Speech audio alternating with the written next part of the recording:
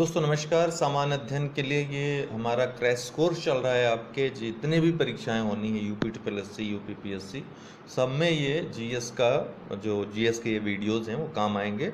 इसके पहले मैं आपको बता देना चाहता हूँ, आप बृहद कोर्स अगर संपूर्ण कोर्स करना चाहते हैं, किसी भी एग्ज़ाम की तैयारी आप कर रहे हैं तो अनअकैडमी लर्निंग ऐप पे आपके लिए उपलब्ध है। आप सब्सक्रिप्शन वहाँ पे ले सकते हैं। 1 महीने से लेकर 24 महीने तक का सब्सक्रिप्शन है। फ़ायदा ये होगा कि इसमें आपको एक विषय ही कई टीचर से पढ़ने का मौका मिलेगा। पहली बात। दूसरी बात है कि आप रेफरल कोड यूज़ करते हैं मेरा UD10, ये UD10 रेफरल कोड है, तो आपको 10% फीस में डिस्काउंट मिल जाता है। फीस वैसे ही बहुत कम रखी है अनअकैडमी ने, पूरे 2 वर्ष की 9100 फीस है मात्र। और आपको एजुकेटर्स मिलते हैं अच्छे, जो सिलेबस की संपूर्ण तैयारी A to Z तैयारी करवाते हैं आपको। और आप वहाँ पर चूज़ कर सकते हैं, विकल्प आपके पास बहुत मौजूद हैं, तो आप अवश्य ये लाभ लें। और कोई अन्य जानकारी इससे संबंधित लेनी हो तो हमारे जो नंबर है, व्हाट्सएप नंबर 9453775039 पे संपर्क करके पूछ सकते हैं। बहुत बहुत धन्यवाद। चलिए शुरू करते हैं। सही सुमेलित नहीं है, विभिन्न घाटियों का नाम दिया है और किस देश से संबंधित है पूछा है। तो रैबिड घाटी इंडोनेशिया, हेम्बर घाटी कनाडा, पंजशील घाटी अफगानिस्तान, प्लीजेंट घाटी यूएसए। जो कई बार से यूपी पीएससी दे रहे होंगे उनको पता होगा कि रैबिट और प्लीजेंट बार बार कई बार पूछता है, रिपीटेड क्वेश्चन है। जैसे इसको रट लिया यूपी पीएससी को 1-2 साल में देना ही देना रहता है। ये दोनों ही यूएसए में स्थित हैं दोस्तों, याद रखिएगा। रैबिड घाटी, प्लीजेंट घाटी दोनों ही यूएसए में स्थित है। तो पहला ही गलत है, इंडोनेशिया में नहीं यूएसए में है, कोलोराडो राज्य में। बाकी हेम्बर घाटी कनाडा में है, पंजशील तो ये भी पूछा है 1-2 बार, अफगानिस्तान में है, और प्लीजेंट घाटी यूएसए में है। तो इसका उत्तर हो जाएगा ए, सुमेलित नहीं है। अवशिष्ट पर्वत का उदाहरण नहीं। अवशिष्ट पर्वत क्या होता है? बचा खुचा। अवशिष्ट मतलब क्या होता है? बचा खुचा। ठीक है, तो बहुत कोई पुरानी चीज हो गई, घिस पिट करके, अपर्दन हो करके जो बचा हुआ स्वरूप होता है उसी को अवशिष्ट बोलते हैं। तो पर्वत का निर्माण जो है मूलतः कई कारणों से होता है। तनाव के कारण होता है, या संपीड़न के कारण होता है, या फिर ज्वालामुखी क्रिया के कारण होता है। तो कई प्रकार के पर्वत इस तरह से पाए जाते हैं, वलन के कारण पाए जाते हैं। तो यहां पूछ रहा है अवशिष्ट पर्वत का उदाहरण क्या है। तो हिमालय को यदि आप देखें तो हिमालय तो एकदम नवीन पर्वत है, नवीन मोड़दार पर्वत है। ठीक है, 2 प्लेटों के अभिसरण से, अर्थात यूरेशियन प्लेट और जो इंडियन प्लेट है, इसके मिलने से बना है, अभिसरण से बना है, और अभी बन ही रहा है। हिमालय की निर्माण प्रक्रिया जारी है, नवीन मोड़दार पर्वत है। तो जो नवीन चीजें हैं वो उसको अपर्दन और घिसने पिटने का डर तो है नहीं ज्यादा। ठीक है, नया मतलब नया, तो अवशिष्ट तो है नहीं। तो बाकी तीनों अवशिष्ट हैं। पश्चिमी घाट बहुत पुराना है, सह्याद्री। अरावली पर्वत तो अति प्राचीन प्री कैम्बियन युग का है, और पूर्वी घाट भी बहुत पुराना पर्वत है।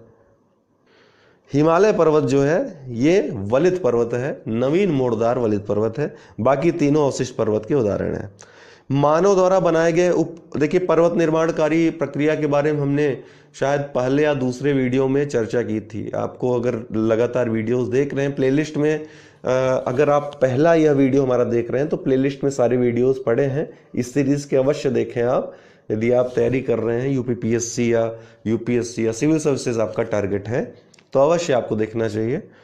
काफ़ी लाभदायक होगी आपके लिए सीरीज। आपको मैं बता दूं कि हमारे विभिन्न ग्रुप्स चल रहे हैं टेलीग्राम पे। यूपी पीसीएस प्री 2020 के लिए एडमिशन्स हो गए हैं, स्टार्ट हो गए हैं।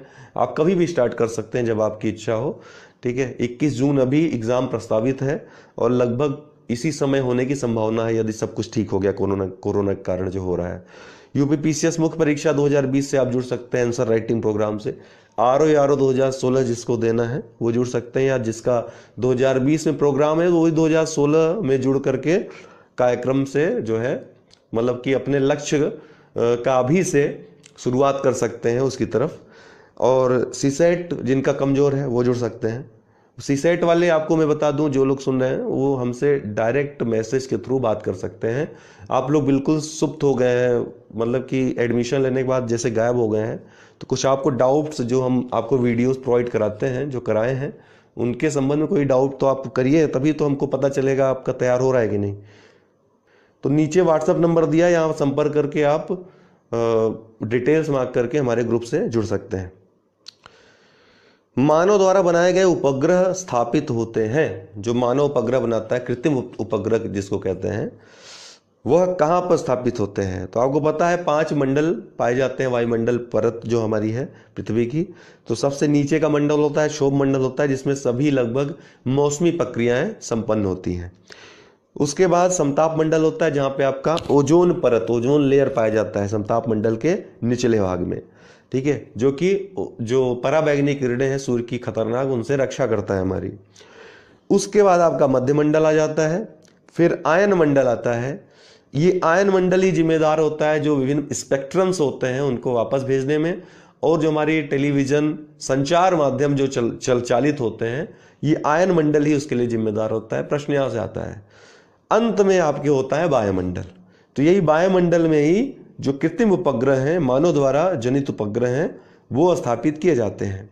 तो आयन मंडल के ऊपर वायुमंडल की जो सबसे ऊपरी परत है, यही इसी को वायुमंडल कहते हैं। इसकी ऊंचाई जो होती है लगभग 640 से या 650 से 1000 किलोमीटर के मध्य होती है। इसी मंडल में यह निर्मित उपग्रह या कृत्रिम उपग्रह स्थापित किए जाते हैं। अन्य जो प्रश्न यहां से आते हैं कि क्षोभ मंडल कितनी ऊंचाई तक पाया जाता है, तो लगभग 18 किलोमीटर जो पृथ्वी की सतह से ऊंचाई है, लगभग औसतन 18 किलोमीटर होती है। और यहीं पर सारी मौसमी गतिविधियां पाई जाती हैं, बादल, हवा, वायु, ये सब, ठीक है।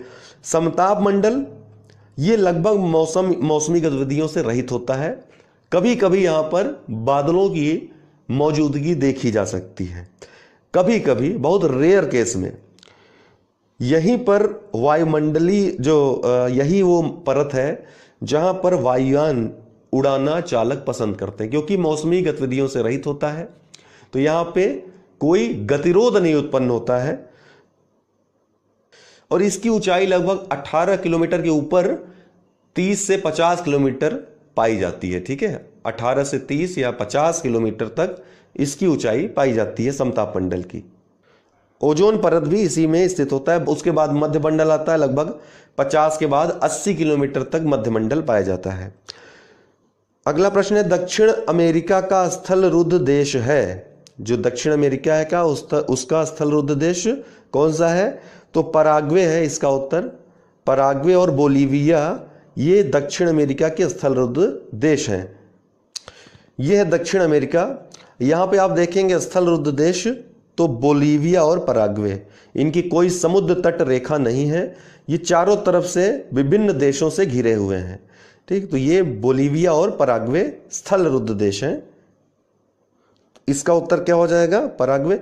दोस्तों ध्यान रखिएगा कि संसार का सबसे बड़ा अगर स्थल रुद्ध देश पूछा जाए कौन है, तो कजाकिस्तान है, ठीक है। एशिया में कजाकिस्तान संसार का सबसे बड़ा स्थल रुद्ध देश है। हम किसी वीडियो में जितने भी स्थल रुद्ध देश हैं विभिन्न महाद्वीपों के, या महाद्वीप वाइज या फिर एक साथ सबका, मैं बता दूंगा कौन कौन से स्थल रुद्ध देश, क्योंकि यहां से प्रश्न अक्सर पूछा जाता है। यूपीपीएससी का पेट क्वेश्चन है ये। अगला, विक्टोरिया जलप्रपात व करीबा बांध किस नदी पर स्थित है? इस तरह के प्रश्न काफी पूछे जाते हैं। तो ये जाम्बेजी नदी जो कि अफ्रीका में दक्षिणी भाग में बहती है, जाम्बेजी नदी, इस पर स्थित है करीबा बांध और विक्टोरिया जलप्रपात, ठीक है। लिम्पोपो नदी दोस्तों ये बहुत महत्वपूर्ण नदी है, क्योंकि ये मकर रेखा को 23.5 डिग्री दक्षिणी अक्षांश रेखा को 2 बार काटती है। जायरे नदी भी महत्वपूर्ण है इसी दृष्टि से कि विषुवत रेखा जो कि 0 डिग्री अक्षांश जिसको कहते हैं विषुवत रेखा, इसको 2 बार काटती है जायरे नदी। और ये दोनों नदियां ही अफ्रीका में बहती हैं। आपको पता है अफ्रीका एकमात्र महाद्वीप है विश्व का जिससे होकर के मकर रेखा, कर्क रेखा और विषुवत रेखा तीनों महत्वपूर्ण जो अक्षांश रेखाएं हैं गुजरती हैं एकमात्र अफ्रीका महाद्वीप से, ठीक है। मेकांग नदी ये दक्षिण पूर्वी एशिया की सबसे बड़ी नदी है, जो कि म्यांमार, थाईलैंड, वियतनाम आदि से होकर बहती है। ये देखिए अफ्रीका महाद्वीप है और जाम्बेजी नदी आपको यहाँ पर दिख जाएगी अफ्रीका के दक्षिणी भाग में। ठीक इसके नीचे आपको दक्षिण में कालाहारी मरुस्थल, ठीक है, दक्षिण अफ्रीका में। नामीब डिजर्ट यहाँ पर आपको मिलेगा पश्चिम में। मेडागास्कर द्वीप पूर्व में महत्वपूर्ण स्थान है। लेक विक्टोरिया, विक्टोरिया झील है, यहीं से होकर नील नदी निकलती है, जो कि विश्व की सबसे लंबी दूरी तय करने वाली या सबसे लंबी नदी है। सबसे बड़ी नदी कौन सी है? सबसे बड़ी नदी है अमेजन नदी, जो कि दक्षिणी अमेरिका में होकर बहती है। और ये नील नदी जाकर के कहाँ गिर जाती है? मेडिटेरियन सी में, भूमध्य सागर में जाकर के गिर जाती है। ठीक, इसके अलावा अन्य जो महत्वपूर्ण नदियां यहाँ की, ये कांगो नदी यहीं पर आपकी ये विषुवत रेखा है। ठीक है, विषुवत रेखा को ये कांगो जायरे नदी जो है 2 बार कट करती है। ये किलिमंजारो पर्वत है आपका। उत्तर में जो महत्वपूर्ण नदियां हैं, नाइजर नदी है और नील नदी तो है ही ये। तो इसका उत्तर क्या है? जाम्बेजी नदी। भूमंडलीय तापन में सर्वाधिक किस गैस का योगदान है? भूमंडलीय तापन में सर्वाधिक किस गैस का योगदान है? तो जलवाष्प का योगदान सर्वाधिक है, उसके बाद कार्बन डाइऑक्साइड का। ये योगदान की बात कर रहा है, क्षमता की बात नहीं कर रहा है। क्षमता की बात करेगा तो जो दिया है इनमें सबसे ज्यादा क्षमतावान जो है मीथेन है गर्म करने में। इनको ग्रीन हाउस गैसें भी कहते हैं। ग्रीन हाउस क्या होता है? हमने आपको एक बार बताया था, आपको पता भी होगा, मैक्सिमम लोग जो पढ़ाई करते हैं, कि अक्सर कई ऐसी जगहें होती हैं जहाँ पे धूप बहुत कम निकलती है। वहाँ पे जो पौधे लगाए जाते हैं उनको पर्याप्त मात्रा में उष्मा मिल सके, इसके लिए क्या करते हैं? एक ग्लास का कृत्रिम छत बना देते हैं। ये ऐसी छत होती है कि सूर्य का प्रकाश इस छत को पार करके पौधों तक आ तो जाता है, लेकिन बाद में इसको क्रॉस करके परावर्तित होकर के ऊपर नहीं जा पाता है। इस ग्लास को लौटते वक्त पार नहीं कर पाता है। इसी को ग्रीन हाउस इफेक्ट कहते हैं। ठीक यही इफेक्ट कुछ गैसें पैदा करती हैं हमारे वायुमंडल में, जैसे जलवाष्प हो गया, कार्बन डाइऑक्साइड हो गया, मीथेन हो गया, कार्बन मोनोऑक्साइड हो गया।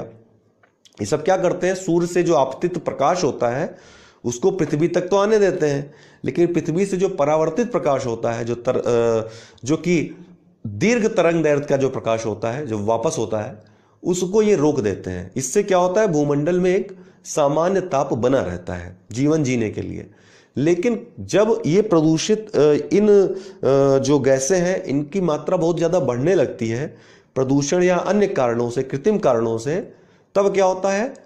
यह तापन बहुत ज़्यादा होने लगता है। तब ये सामान्य जीवन अस्त व्यस्त होने लगता है। तो यही जलवायु परिवर्तन का संकट उत्पन्न हो जाता है, जिसको हम भूमंडलीय तापन या ग्लोबल वार्मिंग की संज्ञा देते हैं। तो पृथ्वी के तापमान में वृद्धि और इसके कारण मौसम में होने वाले परिवर्तन को ही भूमंडलीय तापन कहते हैं। भूमंडलीय तापन में योगदान करने वाली गैसों का योगदान करने वाली और क्षमता में अंतर समझिएगा। आपको मैं बार बार बोल रहा हूँ, काफ़ी बार आपके जब आप एग्जाम में पेपर देते हैं तो क्षमता और योगदान इसमें अंतर नहीं कर पाते हैं। ठीक है, क्षमता मतलब कोई वस्तु हो उपस्थित या ना हो या बहुत कम मात्रा में हो। ठीक है, वो उसका क्षमता क्या है, कितनी वो इफेक्ट कर सकती है। योगदान क्या है? मतलब मौजूद रहकर योगदान देना। तो किनकी मौजूदगी से ज़्यादा भूमंडलीय तापन का जो प्रभाव है पड़ रहा है, यह पूछ रहा है ये। तो जलवाष्प की मात्रा सर्वाधिक है, इसी के कारण सबसे ज़्यादा भूमंडलीय तापन होता है। इसका जो योगदान है लगभग 50% से या 50% से अधिक है। वहीं कार्बन डाइऑक्साइड दूसरे नंबर पे आता है, जिसका योगदान 20 से 25% तक है। फिर मीथेन गैस का, चूंकि मीथेन की मात्रा बहुत कम है वायुमंडल में, इसलिए 4 से 5% इसका योगदान। फिर ओजोन, नाइट्रस ऑक्साइड, क्लोरोफ्लोरोकार्बन आदि गैसों का आता है। तो इसका जो सही उत्तर होगा वो होगा जलवाष्प योगदान। ठीक है, ज्वालामुखी क्रिया की अंतिम अवस्था को किस नाम से जाना जाता है? ज्वालामुखी क्रिया को यदि समझें तो पृथ्वी की आंतरिक जो परतें होती है, चट्टानें होती हैं, किसी कारणवश ताप, दाब या अन्य अवस्थाओं के कारण जब ये चट्टानें पिघल जाती हैं तो इसी गर्म गलित पदार्थ को मैग्मा कहा जाता है। क्या कहा जाता है? मैग्मा कहा जाता है। मैग्मा जब ये ठंडा हो जाता है तो इसको हम आंतरिक आग्नेय चट्टानें कहते हैं। क्या कहते हैं? आग्नेय चट्टान जानते हैं ना? आंतरिक आग्नेय चट्टानें ये मूल चट्टानें होती, सबसे पहले यही इन्हीं चट्टानों की उत्पत्ति हुई, तो आंतरिक आग्नेय चट्टानें कहा जाता है। ये मैग्मा 3 अवस्थाओं में पाया जाता है, ठोस, द्रव और गैस। जब इनकी पर्याप्त मात्रा हो जाती है, पर्याप्त इसमें ऊर्जा उत्पन्न हो जाती है, तब ये पृथ्वी की चट्टानों को तोड़ते हुए बाहर निकलने का प्रयास करते हैं। जब चट्टानें टूटती हैं बाहर निकलने के प्रयास में, तो इस टूटन से क्या होता है, पृथ्वी की भूगर्भिक हलचल होती है पृथ्वी में, और यहाँ भूकंप की उत्पत्ति होती है। जब और ज़्यादा इसमें एनर्जी होती है तो यह सतह से बाहर आ जाता है। जब यह सतह से बाहर आता है मैग्मा, तो इसी उद्गार को हम ज्वालामुखी प्रक्रिया कहते हैं। और जब मैग्मा बाहर आता है तो उसको हम मैग्मा न कह करके उसका नाम बदल जाता है। अब हम उसको लावा कहने लगते हैं। क्या कहने लगते हैं? लावा कहने लगते हैं। और जब यह लावा ठंडा हो जाता है बाहर आकर के, तो इसको हम बाह्य आग्नेय चट्टानें कहते हैं। क्या कहते हैं? बाह्य आग्नेय चट्टानें कहते हैं। अंदर जब मैग्मा ठंडा हुआ तो आंतरिक आग्नेय चट्टान, बाहर जब मैग्मा ठंडा हुआ तो बाह्य आग्नेय चट्टान। इन्हीं आग्नेय चट्टानों में जब अपर्दन, अपक्षय आदि प्रक्रियाओं के कारण ये चट्टानें जब मूल अवस्था से अन्य अवस्था में बदल जाती हैं, तो उसको हम अवसादी चट्टानें कहते हैं। क्या कहते हैं? अवसादी चट्टानें। अवसादी चट्टानें परतदार चट्टानें होती, इसमें तमाम जीव जंतु भी उनका अवक्षेप पाया जाता है। ठीक है, बाद में कोयला और अन्य जो महत्वपूर्ण खनिज हैं इसमें परिवर्तित हो जाते हैं। तो ये अवसादी चट्टानें हैं। ठीक, इसी में आपके पेट्रोलियम आदि मिलते हैं। जब इन दोनों प्रकार की चट्टानों में रासायनिक परिवर्तन होते हैं तो इनका रूप और परिवर्तित हो जाता है। वो जो रूप परिवर्तित होता है उसको हम रूपांतरित चट्टानें कहते हैं। रूपांतरित चट्टानों का भी रासायनिक प्रक्रिया के कारण रूप परिवर्तन होता है, तो उसको भी हम कायांतरित चट्टानें, कायांतरित चट्टानों का कायांतरित चट्टान कहते हैं। ठीक है, तो इस प्रकार की जो विधियां थी, चूंकि ज्वालामुखी क्रिया यहाँ पर आई तो मुझे लगा कि आपको थोड़ा सा डिस्कस कर देना चाहिए। ये कॉन्सेप्ट आपको क्लियर रहना चाहिए मन में, ताकि कभी आपको दिक्कत ना हो। तो यहाँ पे एक चीज मैंने आपको समझाई, वहां पर आपको पॉइंट आउट करना है। सॉरी,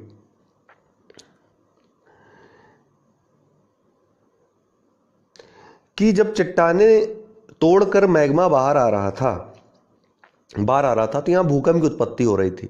मान लीजिए इसमें ऊर्जा कम हो, इतनी क्षमता ना हो तो ये सतह से उद्गार हो पाए इसका, तो केवल भूकंप ही आएगा, ज्वालामुखी प्रक्रिया नहीं होगी। लेकिन बहुत ज़्यादा ऊर्जा है तो भूकंप तो आएगा ही साथ में, लेकिन सतह से बाहर भी आ जाएगा मैग्मा और ज्वालामुखी प्रक्रिया हो जाएगी।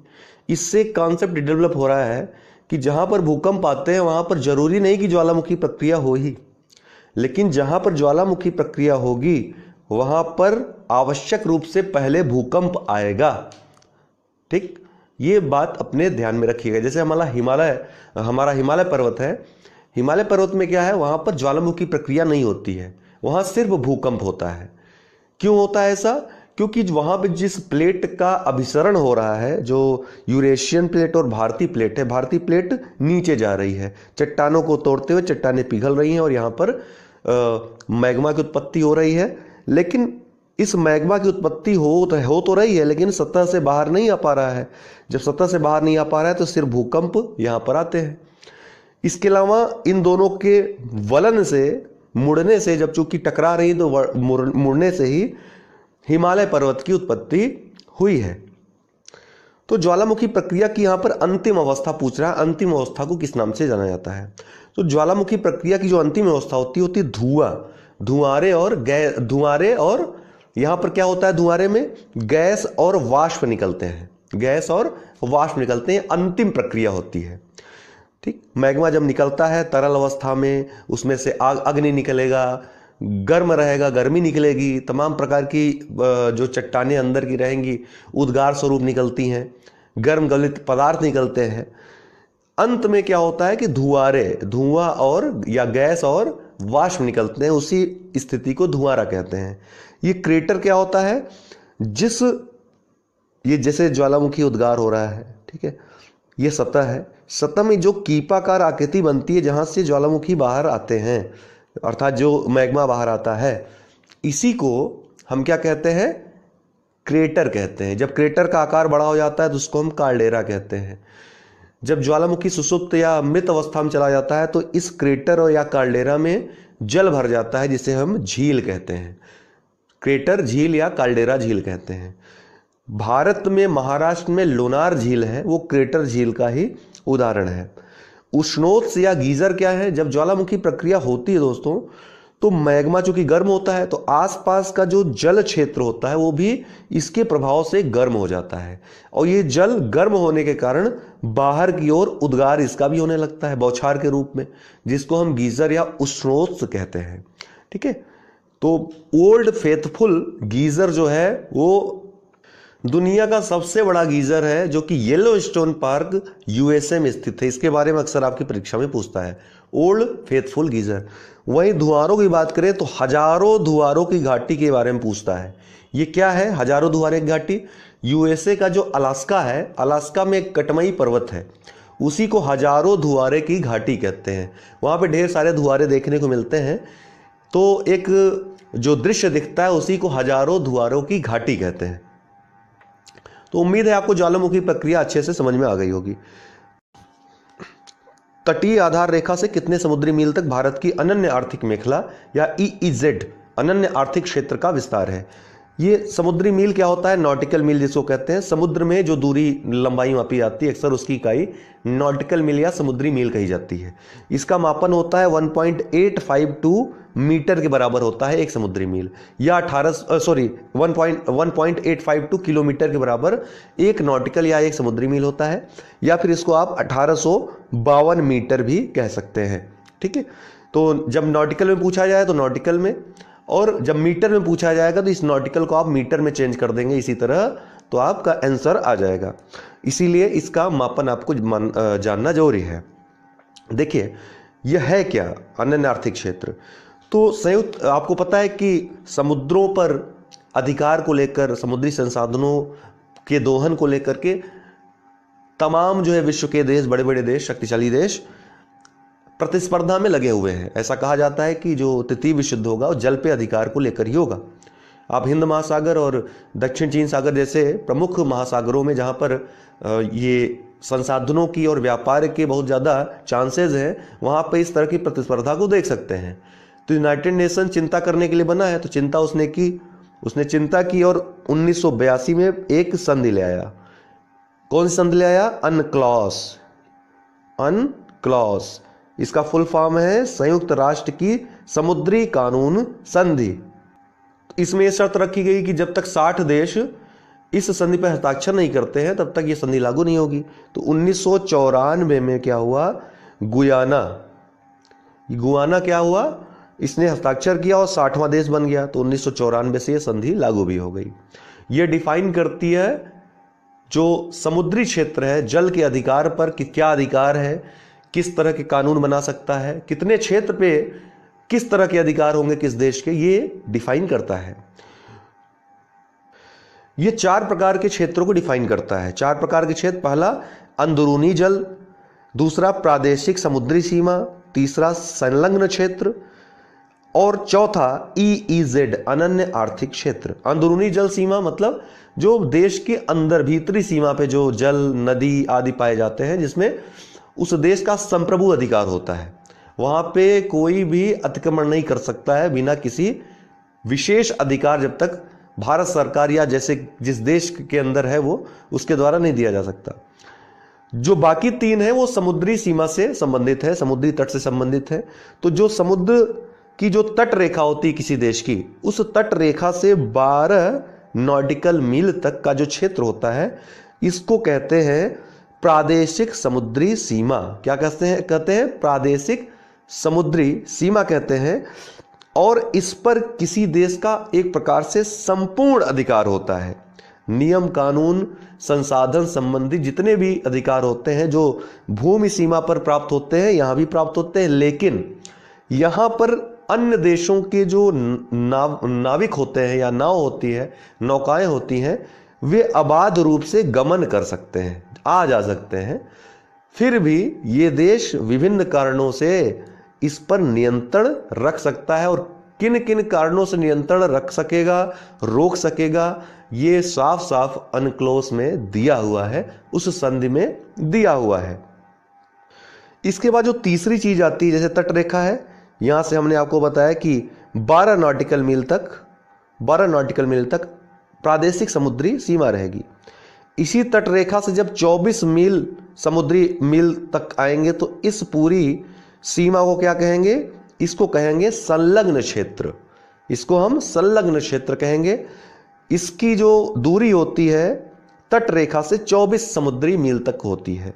यहां पे 4 प्रकार के कानूनों पर या 4 प्रकार के विषयों पर कानून बनाने का अधिकार किसी राष्ट्र को होता है, जैसे प्रदूषण संबंधी, कर संबंधी, सीमा शुल्क संबंधी और इमिग्रेशन अप्रवासन से संबंधित कानून कोई देश बना सकता है इस सीमा पे। तो ये 4 चीजें याद रखिएगा। फिर तीसरी जो चीज आती है अनन्य आर्थिक क्षेत्र आता है।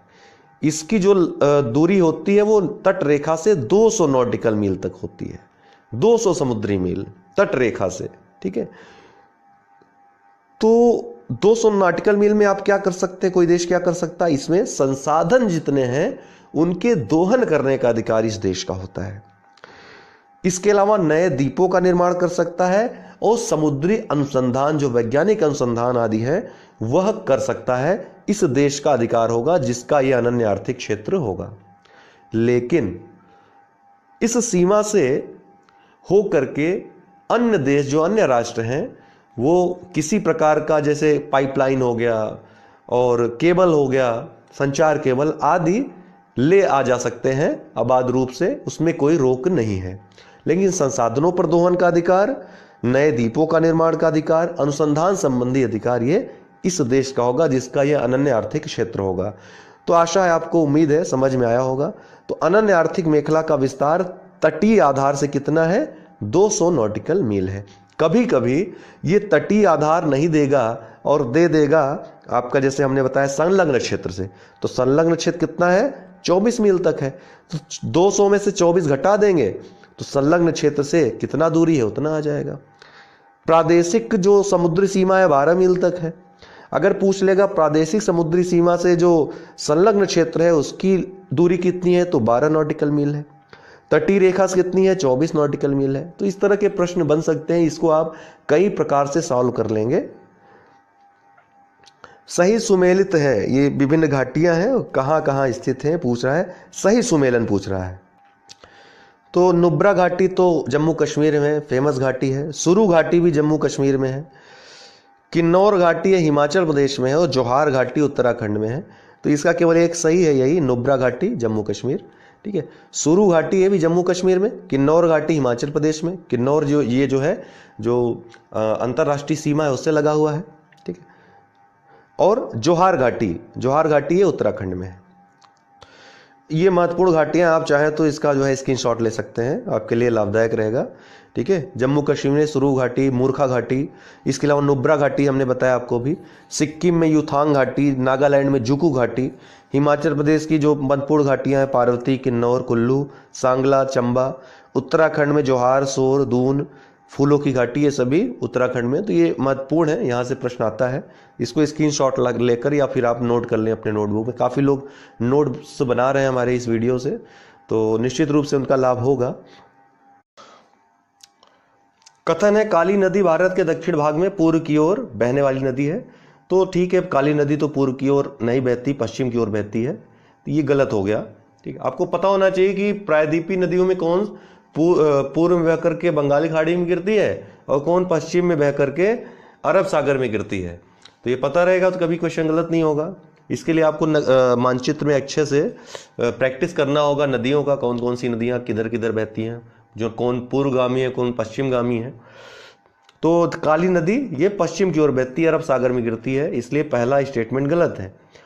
कारण दिया है आर, दक्कन पठार अपने पश्चिमी किनारे पर उच्चता पर है तथा पूर्व में बंगाली खाड़ी की दिशा में इसकी प्रवणता मंद है।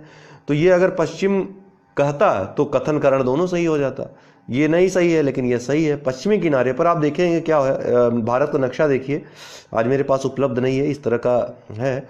तो यहाँ जो प्रायद्वीपीय पर्वत है, यहाँ पर लगभग त्रिभुजाकार स्थिति में दक्कन का पठार पाया जाता है। ये दक्कन का पठार यहां से कुछ कम तुंगता लिए हुए है, कम ऊंचाई पर स्थित है, लेकिन पश्चिमी तट पर आप जाएंगे, पश्चिम के भाग में देखेंगे तो बहुत ज्यादा तुंगता है, बहुत ज्यादा ऊंचाई पे आपको मिलेगा। तो दूसरा स्टेटमेंट एकदम करेक्ट है, दक्कन पठार अपने पश्चिमी किनारे पर उच्चता पर है और पूर्व में बंगाली खाड़ी की दिशा में इसकी प्रवणता मंद है, धीमी है। तो तो कभी आप इस सफर में निकलेंगे, पश्चिम से पूर्व की ओर जाएंगे, तो आपको दिखेगा कि जो इस पठार की ऊंचाई कम होती प्रतीत होगी। क्यों कम होती प्रतीत होगी? क्योंकि इसकी तुंगता, इसका जो झुकाव है, प्रवणता जो है वो मंद हो जाता है पूर्व की तरफ जाने पर। तो इसका जो क्या होगा सही उत्तर?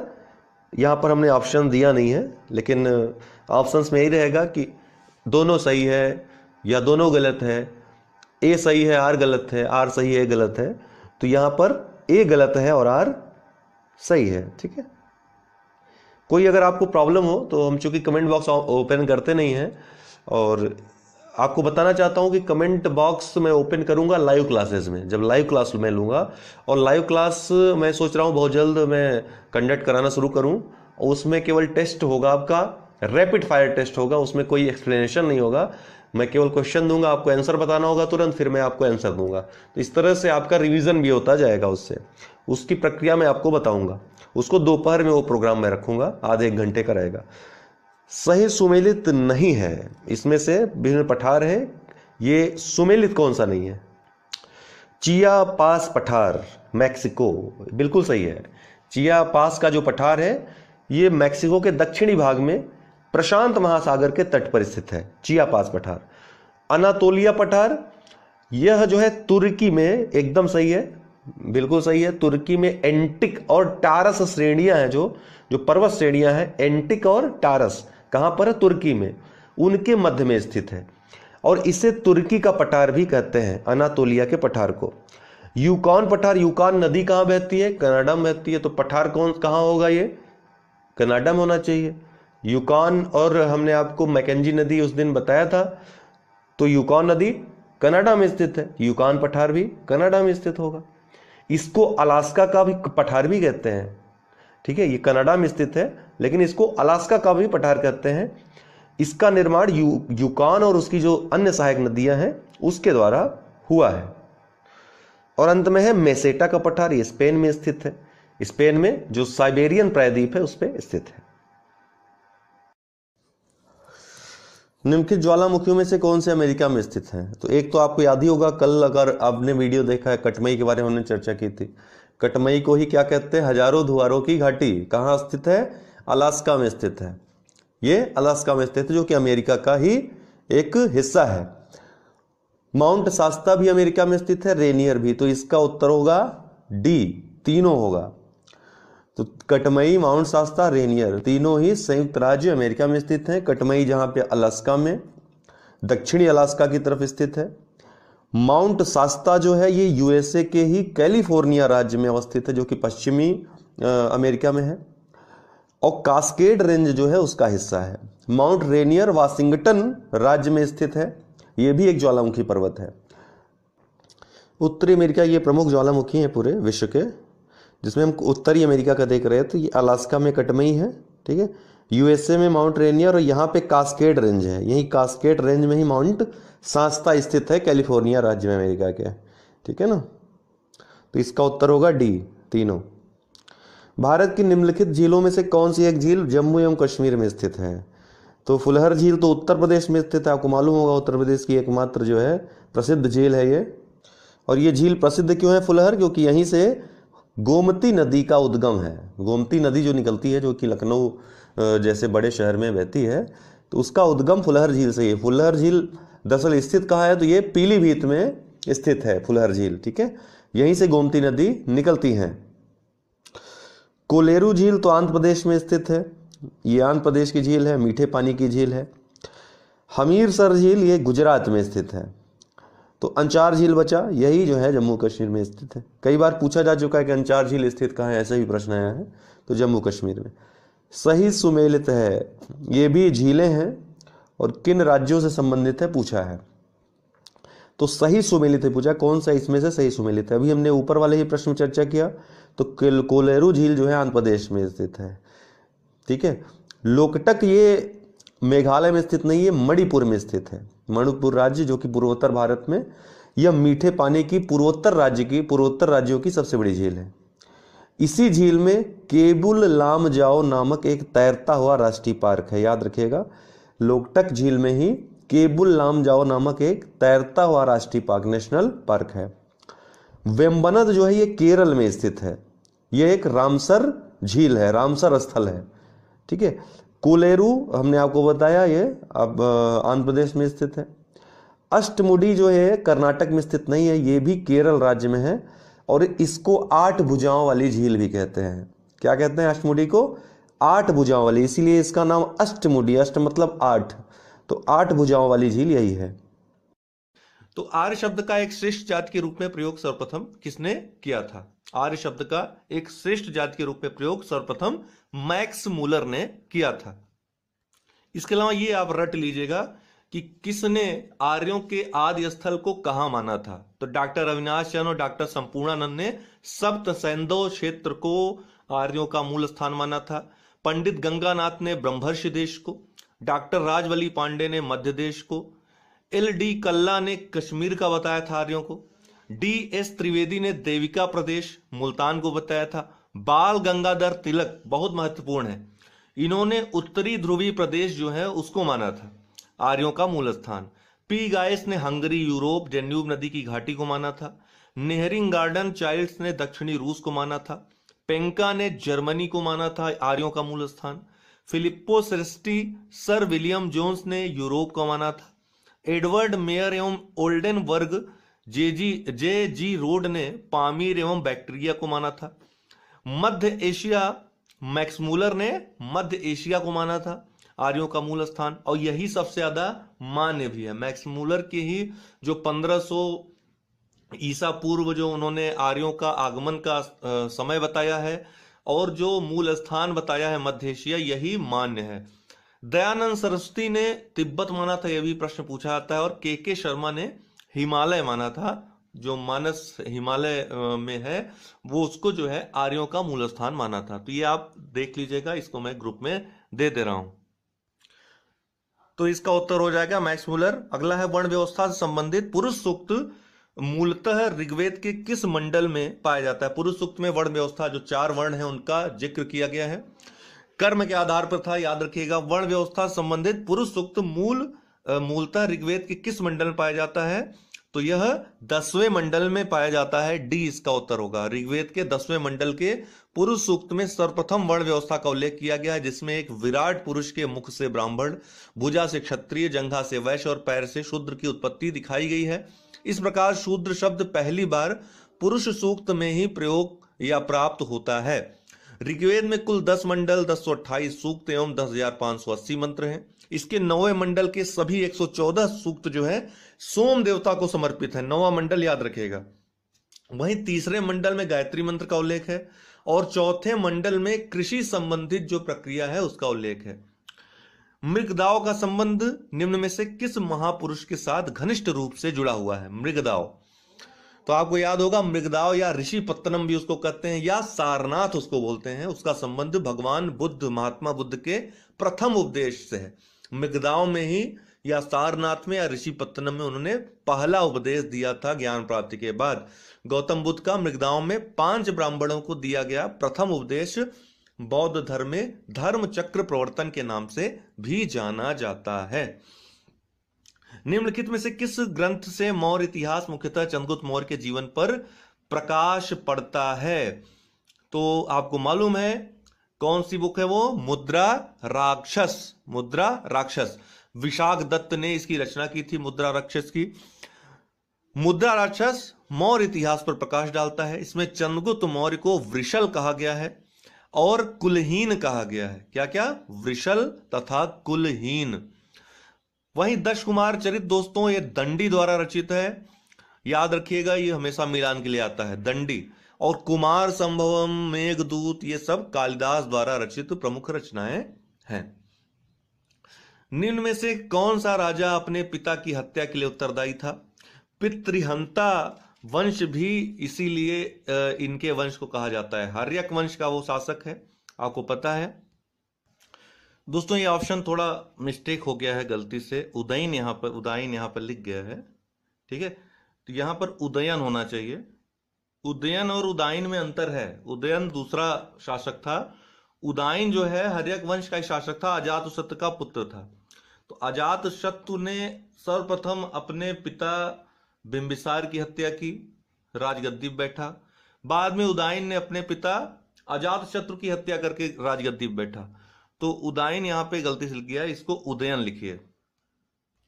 उदयन, ये उदयन चंद्रवंश का राजा था। कौशांबी जो अभी इलाहाबाद के नजदीक है, वहां का यह शासक था। तो इसका जो उत्तर होगा दोस्तों अजातशत्रु होगा।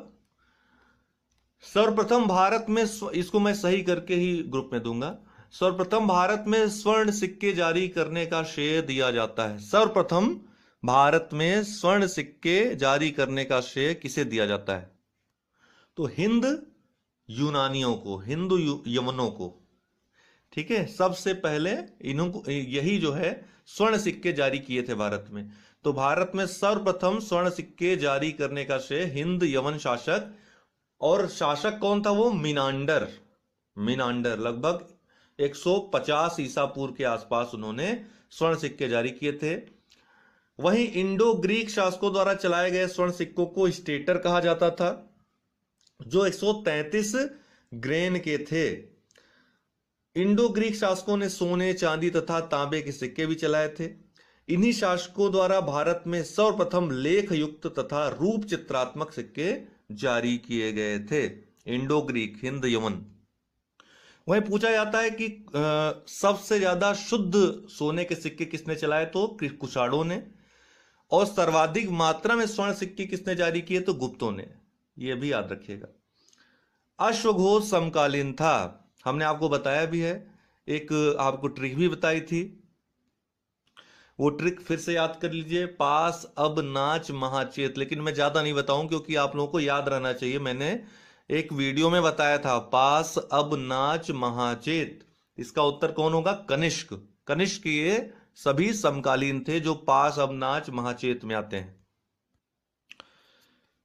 पांड्य राजवंश का सबसे प्रसिद्ध शासक कौन था? जो पांड्य राजवंश था उसका सबसे प्रसिद्ध शासक कौन था? तो नेडुजेलियन। कौन? नेडुजेलियन। यह पांड्य राजवंश का सबसे प्रसिद्ध शासक था। यूपी ट्रिपल एससी के लोअर के एग्जाम में यह पूछा गया था प्रश्न, लेकिन अच्छा प्रश्न था इसलिए हमने शामिल कर लिया। ठीक है, नेडुजेलियन। पांड्य राज्य संगम साहित्य के जो 3 राज्य थे, चोल, चेर, पांड्य, उनमें से एक है। पांड्य राज्य भारतीय प्रायद्वीप के सुदूर दक्षिण और दक्षिण पूर्वी भाग में स्थित था, जिसका जो ज्यादातर हिस्सा है दोस्तों तमिलनाडु में स्थित है। पांड्य वंश का जो प्रथम शासक था नेडियोन था, जिसका अर्थ होता है लंबे कद वाला। इसने समुद्र की पूजा प्रारंभ करवाई थी। नेडुजेलियन पांड्य वंश का सबसे प्रसिद्ध शासक था। इसके समय का प्रसिद्ध युद्ध तलैया लंगानम का युद्ध था। वहीं लाल गुट्टावनसेन जो आप देख रहे हैं, लाल गुट्टावनसेन चेर वंश का यह सबसे प्रतापी शासक था। चेर राज्य में पत्नी पूजा प्रारंभ करने का श्रेय इसी शासक को जाता है, लाल गुट्टावनसेन को। यह चेर वंश का सबसे प्रतापी शासक था। चालुक्य शासकों को शासन काल में किस यात्री के यात्रा वृत्तांत द्वारा भारत चीन संबंधों का विवरण प्राप्त होता है? मा त्वान लीन, याद रखिएगा, मा त्वान लीन। चालुक्य शासकों को के शासनकाल में किस यात्री के यात्रा वृत्तांत द्वारा भारत चीन संबंधों का विवरण प्राप्त होता है? मा त्वान लीन। चालुक्यों के शासनकाल में चीन एवं भारत के संबंधों का विस्तृत विवरण इसके द्वारा, ये चीनी यात्री था, इसके द्वारा किया गया था। चालुक्यों की राजधानी जो थी दोस्तों बादामी थी। इनका शासनकाल मुख्यतः दक्षिण भारत में केंद्रित था। पुलकेशिन द्वितीय चालुक्य वंश का सबसे प्रतापी शासक था। निम्न में से किस सुल्तान के समय वजीर का पद अपने चरमोत्कर्ष पर पहुंच गया था? किस सुल्तान के समय वजीर का पद अपने सर्वोत्तम स्थान पर पहुंच गया था? तो एफएसटी फिरोज शाह तुगलक के समय में। सी इसका उत्तर होगा, फिरोज शाह तुगलक। वजीर का पद सुल्तान फिरोज शाह तुगलक के समय में अपने चरमोत्कर्ष पर पहुंच गया था। तुगलक काल भारतीय वजारत का स्वर्ण काल था, जबकि बलबन का काल इसका सबसे निम्न काल था। बलबन के काल में वजीरों की सबसे निम्न स्थिति थी। वजीर शासन व्यवस्था का प्रमुख होने के साथ साथ राजस्व का भी प्रमुख अधिकारी होता था। फिरोज शाह तुगलक ने अपना वजीर खाने जहां मकबूल को नियुक्त किया था। सल्तनत काल में फवाजिल से तात्पर्य था। देखिए इस तरह के बहुत सारे प्रश्न पूछते हैं पीसीएस में। तो फवाजिल सल्तनत काल में किसे कहा जाता था, क्या तात्पर्य था? तो फवाजिल का तात्पर्य दोस्तों खजाने में जमा राशि, उसको फवाजिल कहा जाता था। खजाने में जमा राशि। सल्तनत काल में वेतन के रूप में अधिकारियों को प्राप्त होने वाली भूमि को इक्ता कहा जाता था और भूमि प्राप्तकर्ता अधिकारी इक्ताहार कहलाता था। और इक्ता भूमि से जो प्राप्त होता था लगान की राशि, वह इक्तादार अपना वेतन तथा अपनी सेना का खर्च निकालकर जो शेष राशि बचती थी केंद्रीय कोष में जमा कर देता था, राज्य कोष में जमा कर देता था। इसी शेष राशि को फवाजिल कहा जाता था। निम्न में से किस सुल्तान ने सुल्तान की उपाधि के पूर्व हजरते आला की उपाधि धारण की थी? अर्थात सुल्तान बनने के पूर्व हजरते आला की उपाधि धारण की निम्न में से किस सुल्तान ने? तो दोस्तों शेर शाह सूरी ने सुल्तान बनने के पूर्व हजरते आला की उपाधि धारण की थी।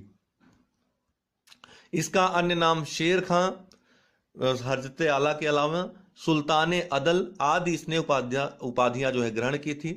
शेर शाह सूरी के बचपन का नाम फरीद था। एक शेर को वह मार देता है जिसके कारण इसका नाम शेर खां पड़ जाता है।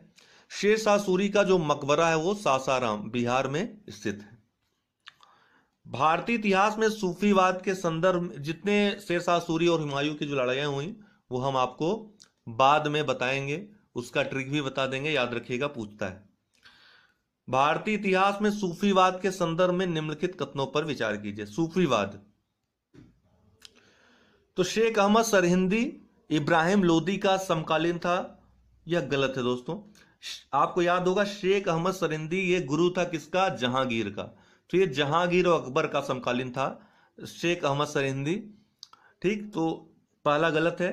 शेख नसीरुद्दीन चिरागे दिल्ली शेख निजामुद्दीन औलिया का शिष्य था, यह बिल्कुल सही है। जो शेख नसीरुद्दीन चिरागे दिल्ली थे ये शेख निजामुद्दीन औलिया के शिष्य थे।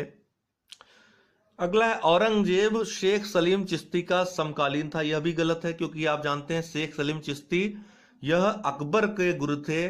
इन्हीं के नाम पर उनके बेटे का नाम सलीम रखा था, जहांगीर का नाम सलीम रखा था अकबर ने। तो शेख सलीम चिश्ती का समकालीन अकबर था, औरंगजेब नहीं था। भारत में सूफियों की कादरी पद्धति सबसे पहले शेख नियामतुल्लाह एवं मखदूम मोहम्मद जिलानी द्वारा लागू की गई थी, बिल्कुल सही है। तो इसका 2 एवं 4 यह कथन सही है, बाकी दोनों गलत है। विधवा पुनर्विवाह अधिनियम निम्न में से किस गवर्नर जनरल के शासन काल में प्रस्तावित किया गया था?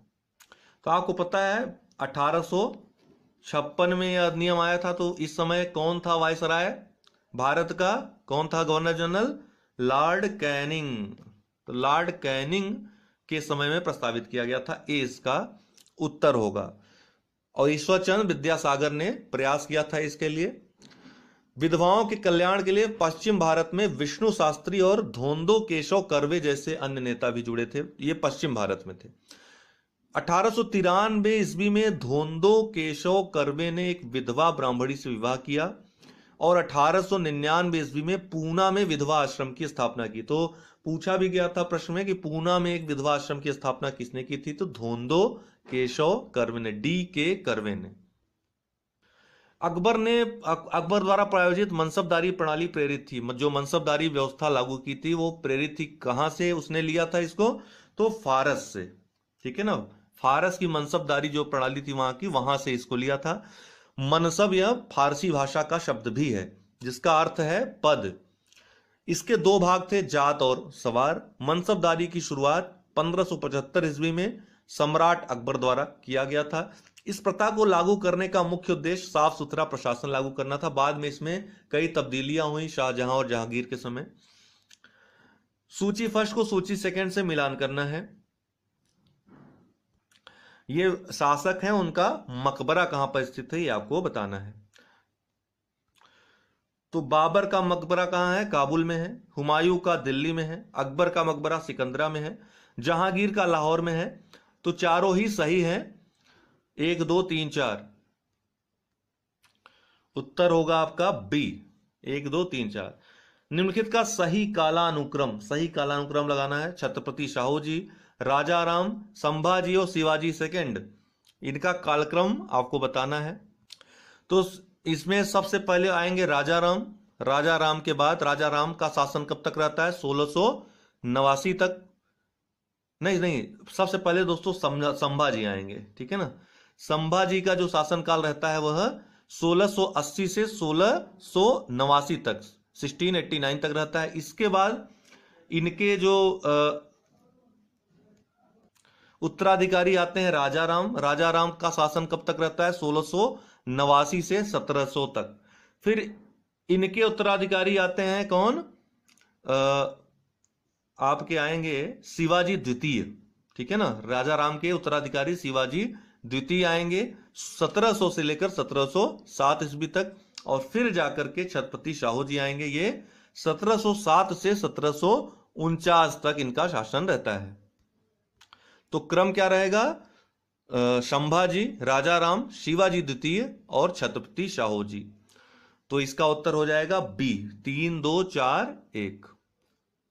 ब्रिटिश साम्राज्य द्वारा जिन राज्यों का विलय किया गया था उनमें कौन एक अपने विलय वर्ष के साथ सुमेलित है? याद रखिएगा, ग्रुप में भी मैं शेयर करते रहा हूं, बहुत महत्वपूर्ण प्रश्न बनता है, यहां से प्रश्न आता ही आता है लगभग।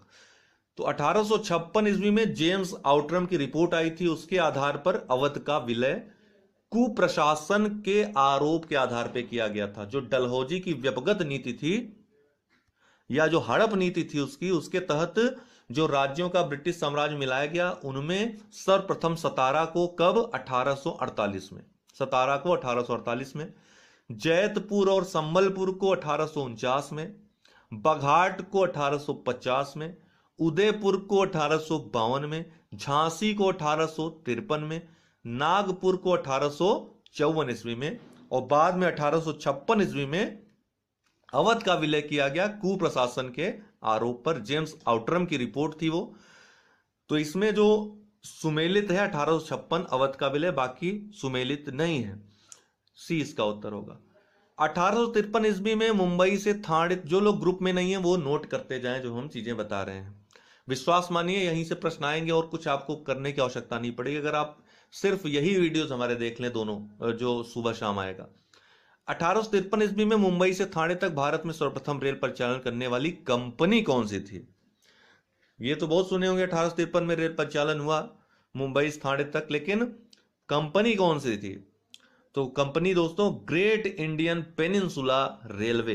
क्या नाम था? Great Indian peninsula railway. Bharat की पहली रेलवे लाइन 1853 ईस्वी में मुंबई से थाने के बीच डलहौजी के समय में बिछाई गई। Great Indian peninsula railway company द्वारा भारत में सर्वप्रथम रेल यात्रा का प्रारंभ किया गया था। रेलवे का सर्वाधिक विस्तार जो हुआ था वह डलहौजी के समय में न होकर लॉर्ड कर्जन के समय में हुआ था। निम्न में किसका विश्वास दादा भाई नौरोजी के धन निकासी सिद्धांत में नहीं था? यह हम पूछ भी चुके हैं आपसे प्रश्न। तो सर सैयद अहमद खां का विश्वास इनमें नहीं था, जो दादा भाई नौरोजी का धन निकासी सिद्धांत था। धन निष्कासन सिद्धांत का सर्वप्रथम वर्णन किया था दादा भाई नौरोजी ने किस पुस्तक में? The poverty and un British rule in India, जो 1867 में प्रकाशित हुई थी। सर सैयद अहमद खां एक ब्रिटिश वफादार भारतीय थे जिनका मानना था कि मुस्लिम समाज का विकास आंग्ल सत्ता के बने रहने पर ही संभव है। इस कारण ही वे दादा भाई नौरोजी के जो यह सिद्धांत था धन के निष्कासन का, उस पर यह विश्वास नहीं करते थे। तो आज के लिए इतना ही, बहुत बहुत धन्यवाद। निम्नलिखित में से कौन प्रवाल विरंजन में सर्वाधिक महत्वपूर्ण कारक है? देखिए, प्रवाल विरंजन शब्द, प्रवाल विरंजन तो इसको यूज किया जाता है, लेकिन दरअसल विरंजन होता है शैवालों का, जिनके साथ ये सहजीवी संबंध में जीवित रहते हैं। ये दरअसल समुद्र में एक जुक्सैन थैला नाम का शैवाल पाया जाता है जो कि प्रकाश संश्लेषण करता है और भोजन बनाता है। ये मूंगे जो हैं उसी के थ्रू भोजन ग्रहण करते हैं। तो इस तरह से एक सहजीवी संबंध स्थापित होता है। जलवायु परिवर्तन के कारण, वैश्विक तापन के कारण विभिन्न परिस्थितियां ऐसी उत्पन्न होती हैं कि प्रकाश संश्लेषण की यह क्रिया बाधित हो जाती है। जब ये प्रक्रिया बाधित होती है तो ये जुक्सेन थैले जो हैं, शैवाल जो हैं, वो सूखने लगते हैं, मरने लगते हैं। इसी को प्रवाल विरंजन कहा जाता है। ठीक है, तो प्रवाल विरंजन दरअसल ये शैवालों के मृत होने से, शैवालों के नाश होने से संबंधित है। जब ये शैवाल समाप्त होने लगते हैं तो फिर प्रवालों के जीवन को संकट उत्पन्न हो जाता है। तो ये प्रवाल विरंजन में सर्वाधिक महत्वपूर्ण कारक जो है वो वैश्विक तापन है। ठीक है, ग्लोबल वार्मिंग है। भारत के निम्नलिखित भौमिकीय शैल क्रमों में से किसमें लौह अयस्क का समृद्ध भंडार पाया जाता है? देखिए, इससे संबंधित वीडियो जब मैं भारत का भूगोल पढ़ाऊंगा और मानचित्र पढ़ाऊंगा तो उसमें विस्तृत इसकी चर्चा करूंगा कि किस युग में कौन सी चट्टानें पाई गई, किस चट्टान में क्या क्या पाया जाता है। लेकिन इतना जानते रहिए कि धारवाड़ क्रम की जो चट्टानें हैं, धारवाड़ क्रम की चट्टानें भारत की सबसे महत्वपूर्ण, आर्थिक दृष्टि से सबसे महत्वपूर्ण चट्टानें यही हैं, क्योंकि यहीं पर लौह से लेकर सोना, मैग्नीज, महत्वपूर्ण चांदी हो गया, महत्वपूर्ण जो अयस्क पाए जाते हैं, जो धातु पाए जाते हैं, वो यहीं पाए जाते हैं धारवाड़ क्रम की चट्टानों में। इसलिए बहुत ही आर्थिक महत्व की चट्टानें हैं धारवाड़ क्रम की चट्टानें। तो लौह अयस्क का समृद्ध भंडार यहाँ पर पाया जाता है धारवाड़ क्रम की चट्टानों पे। निम्नलिखित में से सही सुमेलित है। कार्डामम पहाड़ियाँ, कोरोमंडल तट। देखिए, तटों के बारे में तो एक बार ये देखिए, पश्चिमी घाट और पूर्वी घाट है। जो पूर्वी तट है, पश्चिमी तट है भारत का। तो अगर आप पश्चिमी तट पे देखें तो सबसे ऊपर आपको काठियावाड़ तट मिलेगा। कच्छ का जो तट है उसके नीचे काठियावाड़ का तट, फिर कोकड़ तट, फिर कनारा तट, और ये मालाबार तट कर केरल के आसपास का जो तट है, मालाबार तट के रूप में जाना जाता है। फिर आप तमिलनाडु ये पूर्वी तट में आएंगे तो कोरोमंडल तट, फिर उत्तरी सरकार तट, उत्कल तट, और फिर वेंगा तट। तो ये क्रम वाइज उत्तर दक्षिण आप याद कर लीजिएगा, ये पूछा जाता है, पूर्व पश्चिम उत्तर दक्षिण, अक्सर ये प्रश्न आता है। तो जो कार्डामम की पहाड़ियां हैं वो दरअसल मालाबार तट पे है, यहाँ केरल में स्थित हैं, जिनको इलायची पहाड़ियां भी कहा जाता है। इसके अलावा ये कैमूर की जो पहाड़ी है, बिंद पर्वत, जो बिंद श्रेणी है, बिंद पर्वत का पूर्वी भाग, ये कैमूर की पहाड़ी यहाँ पर स्थित है। मैकाल की पहाड़ियाँ ये मध्य भारत में स्थित है। महादेव की पहाड़ी मध्य भारत में स्थित है। ठीक है, आपका जो मिकिर पहाड़ियाँ हैं वो मेघालय के पठार के पास है। मेघालय के पठार के पास, इसमें इस नक्शे में नहीं दिख रहा है, ये मेघालय के पठार के पास मिकिर की पहाड़ियाँ हैं। तो इसलिए अब ऑप्शन से आपको पता चल जाएगा कौन सा सही कौन सा गलत है। तो ये तो गलत है। ठीक है, कैमूर पहाड़ी भी हमने आपको बताया विंध्य के पूर्वी, तो कोकड़ तट का सवाल ही नहीं उठता। महादेव पहाड़ी ये मध्य भारत, ये बिल्कुल सही है। ठीक है, हमने आपको भी दिखाया। मिकिर पहाड़ी ये पूर्वोत्तर भारत में है, पश्चिमी भारत में नहीं है। तो इसका सी उत्तर हो जाएगा। महादेव पहाड़ी ये मध्य भारत में स्थित है। देखिए, विभिन्न लौह अयस्क क्षेत्र हैं, अक्सर यहाँ से प्रश्न पूछे जाते हैं। तो डली राजहरा ये अच्छा सही सुमेलित है, पूछ रहा है कौन सही सुमेलित है। तो डली राजहरा ये छत्तीसगढ़ में लौह अयस्क क्षेत्र है, न कि उड़ीसा में। तो ये बिल्कुल गलत है पहला वाला। गुरु महिसानी ये उड़ीसा का है लौह अयस्क क्षेत्र। ठीक है, तो छत्तीसगढ़ का नहीं है, तो ये भी गलत हो गया। नोआ मंडी ये पश्चिम बंगाल नहीं बल्कि झारखंड का लौह अयस्क क्षेत्र है, तो ये भी गलत हो गया। दामुदा सेणी ये पश्चिम बंगाल का लौह अयस्क क्षेत्र है, तो डी वाला भी गलत हो गया। बड़ा वुरु झारखंड का लौह अयस्क क्षेत्र है, बिल्कुल सही है, तो ई इसका उत्तर हो गया। ठीक है, झारखंड का जो लौह अयस्क क्षेत्र है मुख्य, वो है बड़ा वुरु। बड़ा वुरु, पसिरा वुरु, नोआ मंडी ये झारखंड के प्रमुख क्षेत्र हैं। उड़ीसा में गुरु महिसानी, पोमपाद, बादाम पहाड़ी, ठीक है, केउंझर, कुरु बीरू पहाड़ी, ये सब जो है उड़ीसा के महत्वपूर्ण क्षेत्र हैं, लौह अयस्क क्षेत्र हैं। छत्तीसगढ़ का बैला डीला, डाली राजहरा पहाड़ियाँ, ये सभी, और पश्चिम बंगाल का दामुदा श्रेणी जिसको वर्धमान जिले में जो स्थित है, ये सभी महत्वपूर्ण लौह अयस्क क्षेत्र हैं। यहाँ से अक्सर प्रश्न पूछे जाते हैं। उत्तर से दक्षिण सही क्रम क्या होगा? ये विभिन्न दर्रे हैं भारत के। उत्तर से देखिए, श्वेनकोट्टा तो सबसे दक्षिण में, इसको हमेशा याद रखिए, सबसे दक्षिण में यही दर्रा है, केरल में स्थित है, मुल्लम जिला में श्वेनकोट्टा। तो नक्शे में देख सकते हैं, थाल घाट सबसे ऊपर, फिर भोर घाट, ये दोनों महाराष्ट्र में स्थित है। फिर पाल घाट ये केरल में ऊपरी भाग में, और इलायची पहाड़ियाँ जो कार्डमम पहाड़ियाँ नीचे हैं दक्षिण में, यहीं पर शेनकोट्टा दर्रा स्थित है। तो ऑप्शन जो होगा सही वो हो जाएगा, थाल सबसे ऊपर था, फिर भोर, फिर पाल और फिर शेनकोट्टा। तो 1 2 3 4 सी इसका उत्तर हो जाएगा। मोलेसिस बेसिन का संबंध है, मोलेसिस बेसिन का संबंध जो है दोस्तों मिजोरम से है। ये दरअसल मिजोरम में जो बेसिन पाया जाता है, जो पहाड़ियाँ पाई जाती हैं, वो बहुत ही विखंडीकृत चट्टान के रूप में पाए जाते हैं। तो इन्हीं को मोलेसिस बेसिन कहा जाता है, या गुड़ का बेसिन कहा जाता है, गुड़ के बेसिन कहे जाते हैं। इसके अलावा मिजोरम को रोलिंग माउंटेन की भूमि के रूप में भी जाना जाता है। निम्नलिखित में से किस जनजाति में बहुपतित्व की प्रथा पाई जाती है, अर्थात एक से अधिक पति रखने की प्रथा पाई जाती है? तो वो जनजाति है जौनसारी। जौनसारी जनजाति मुख्यतः उत्तराखंड की प्रमुख जनजाति है, ठीक है। इसी में बहुपतित्व प्रथा पाई जाती है। संथाल जो जनजाति है झारखंड की एक महत्वपूर्ण जनजाति है। भील ये मध्य भारत की या राजस्थान पाई जाने वाली प्रमुख जनजाति है। भील राजस्थान के अलावा महाराष्ट्र मध्य प्रदेश में भी पाए जाते हैं। बकर एक बड़ी जनजाति है भील। बकरवाल की बात करें तो जम्मू कश्मीर में ये मुख्यतः पाए जाते हैं। जम्मू कश्मीर और निचले हिस्से जो हिमाचल प्रदेश में भी बकरवाल की कुछ जनजातियां यहाँ भी पाई जाती है। तो जम्मू कश्मीर हिमाचल प्रदेश की महत्वपूर्ण जनजाति बकरवाल है। ये विभिन्न औद्योगिक क्षेत्रों से जो प्रश्न आते हैं मिलान के लिए, किनकी, कैंटन, लॉरेन, बेला, हॉरिजॉन्टले, तो बाकी तीनों तो सही सुमेलित हैं। यही बेला हॉरिजॉन्टले ये याद रखिएगा बेला से कि ब्राजील में स्थित है, ठीक है, ब्राजील में स्थित है। और लौ एस के लिए यह औद्योगिक क्षेत्र प्रसिद्ध है। अर्जेंटीना में नहीं है बल्कि ब्राजील में है, जो कि दक्षिण अमेरिका के एक महत्वपूर्ण देश है। किनकी की बात की जाए तो किनकी जापान का सबसे बड़ा इंडस्ट्रियल एरिया औद्योगिक क्षेत्र है, और यह जापान का सबसे बड़ा सूती वस्त्र उत्पादन का क्षेत्र है, किनकी नाम से जाना जाता है। कैंटन की बात करें तो यह सिक्यांग जो नदी है जो चीन में बहती है उसके मुहाने पर, उसके किनारे पे बसा है, और एक प्रमुख बंदरगाह है चीन का, और औद्योगिक क्षेत्र भी है। लॉरेन जो है ये फ्रांस में स्थित है। फ्रांस का महत्वपूर्ण लौह इस्पात उत्पादन केंद्र भी है, जिसको लॉरेन के नाम से जानते हैं। और बेला हॉरिजॉन्टले ये ब्राजील का प्रमुख लौह अयस्क उत्पादन क्षेत्र है, ठीक। कनाडियन नेशनल रेल मार्ग कहां से कहां तक जाता है? तो ये कनाडियन जो नेशनल रेल मार्ग है दोस्तों, अंतर महाद्वीपीय रेल मार्ग है। अंतर महाद्वीपीय रेल मार्ग क्या होते हैं? जो महाद्वीप के किसी भी महाद्वीप के एक छोर को दूसरे छोर से मिलाते हैं।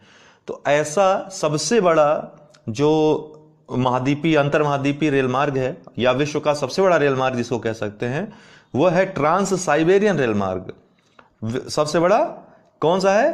ट्रांस साइबेरियन रेल मार्ग, जो कि बाल्टिक सागर के पास सेंट पीटर्सबर्ग, जो कि पश्चिमी रूस में स्थित है, पश्चिमी रूस के पास है, रूस के पश्चिमी भाग में, उसको व्लादिवोस्टोक से जोड़ता है, जो कि पूर्वी भाग है, पूर्वी किनारा है रसिया का। तो व्लादिवोस्टोक को वो सेंट पीटर्सबर्ग से जोड़ता है, जिसको ट्रांस साइबेरियन रेल मार्ग कहते हैं। उसकी लंबाई भी कभी कभी पूछ लेती है, लगभग 9,500 किलोमीटर, 9,232 किलोमीटर लगभग ये लंबा है जो ट्रांस साइबेरियन रेल मार्ग है। तो इसी तरह का एक रेल मार्ग है कनाडियन नेशनल रेल मार्ग। यह जो है हैलिफैक्स नगर को वैंकूवर से जोड़ता है, ठीक है। कनाडा के हैलिफैक्स को यह वैंकूवर से जोड़ता है, जिसमें वैंकूवर इसका जो है पश्चिमी किनारा है और हैलिफैक्स जो है इसका पूर्वी किनारा है, ठीक है। अगला प्रश्न है फेल्लाह संबंधित है। फेल्लाह ये किसके लिए यूज किया था शब्द? तो जो इसका उत्तर होगा दोस्तों, अफ्रीका के नील नदी घाटी में रहने वाले कृषकों को ही फेल्लाह कहते हैं। नील नदी, इसके बारे में हमने आपको कई बार बताया कि संसार की सबसे लंबी नदी है, सबसे बड़ी नहीं है, सबसे विशाल नदी अमेजन नदी है, जो कि दक्षिण अमेरिका की नदी है। नील नदी सबसे लंबी दूरी तय करने में सबसे लंबी नदी है विश्व की, ठीक है। और ये युगांडा और बुरुंडी से निकलती है, सूडान एवं मिस्र में बहती हुई भूमध्य सागर में जाकर गिर जाती है। विक्टोरिया झील से इसका उद्गम होता है, ठीक है। और इसी नील नदी पर ही अस्वान बांध नामक अफ्रीका का सबसे ऊंचा बांध भी स्थित है, जिसको अक्सर जो है एग्जाम से पूछा जाता है। अस्वान बांध किस नदी पर स्थित है? नील नदी पे। निम्नलिखित में से किसे बाल्टिक सागर की कुंजी कहा जाता है? बाल्टिक सागर की कुंजी, देखिए किस देश को कौन सा प्राकृतिक या भौगोलिक उपनाम से जाना जाता है, इससे प्रश्न जरूर आता है यूपीपीएससी में। तो इसके लिए तो हमारा जो वीडियो है विश्व भूगोल का जो कंप्लीट है, 2-3 घंटे में हमने कंप्लीट किया है, उसको आप अवश्य देखें। उसमें तो सब कुछ छूटा नहीं है, सब कुछ मैंने बता दिया है। उससे बाहर फैक्ट तो बिल्कुल नहीं आना आपका, बाकी कॉन्सेप्ट इन सब वीडियोज में आपके क्लियर हो जाएंगे। तो बाल्टिक सागर की कुंजी कोपेनहेगन कहते हैं, ठीक है, जो कि डेनमार्क की राजधानी भी है। डेनमार्क की राजधानी कोपेनहेगन को बाल्टिक सागर की कुंजी की संज्ञा दी जाती है। विश्व का सबसे बड़ा द्वीप जो है ग्रीनलैंड, वो डेनमार्क का ही भाग है, डेनमार्क का ही उस पर अधिकार है, ठीक है। इसके अलावा अन्य देश जो दिए हैं, माल्टा भी भूमध्य सागर में स्थित है, भूमध्य सागर किनारे स्थित एक देश है।